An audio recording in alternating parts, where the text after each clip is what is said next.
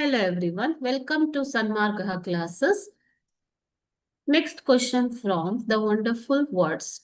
What message do you think the poet wants to convey through this poem? ಈ poem ಮೂಲಕ ಯಾವ ಒಂದು ಸಂದೇಶವನ್ನ ಕೊಡೋದಕ್ಕೆ ಇಷ್ಟಪಡ್ತಾ ಇದ್ದಾರೆ. It is for 2 or 3 marks. Okay.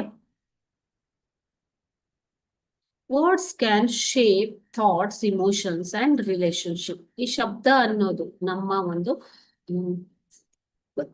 ಯೋಚನೆಗಳನ್ನ, ಭಾವನೆಗಳನ್ನ, ಸಂಬಂಧಗಳನ್ನ ಅದಕ್ಕೆ ಒಂದು ರೂಪ ಕೊಡೋದಕ್ಕೆ ವರ್ಡ್ಗಳನ್ನ ಯೂಸ್ ಮಾಡಬೇಕು. Okay, words can inspire, hurt or uplift. Okay, you can use the word to inspire others, to uplift others or to hurt others. ಬೇರೆಯವರನ್ನ ನೋಯಿಸೋದಕ್ಕೂ ನೀವು ಶಬ್ದಗಳನ್ನ ಯೂಸ್ ಮಾಡಬಹುದು, ಬೇರೆಯವರನ್ನ ಪ್ರಭಾವಗೊಳಿಸೋದಕ್ಕೆ ಶಬ್ದಗಳನ್ನ use ಮಾಡಬಹುದು.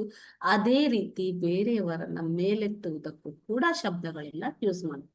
ಯಾವ ಪದಗಳನ್ನ ಪ್ರಯೋಗಿಸ್ತೀರಾ ಮಾತುಕತೆಯಲ್ಲಿ ಅದೇ ರೀತಿ ಪ್ರಭಾವವನ್ನ ಅದು ಉಂಟು ಮಾಡುತ್ತೆ. ಓಕೆನಾ? So words can also create connect and communicate effectively.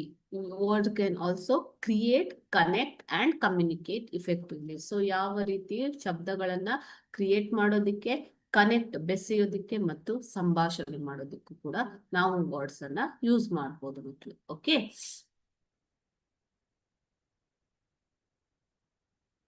this is the message poet wants to give through this poem. That poem encourages appreciation of language and thoughtful communication.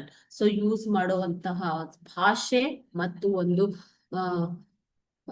ಯೋಚನೆ ಮಾಡಿ ಶಬ್ದಗಳನ್ನ ಪ್ರಯೋಗ ಮಾಡೋದನ್ನ ಇದು ಎನ್ಕರೇಜ್ ಮಾಡುತ್ತೆ. Okay, thank you.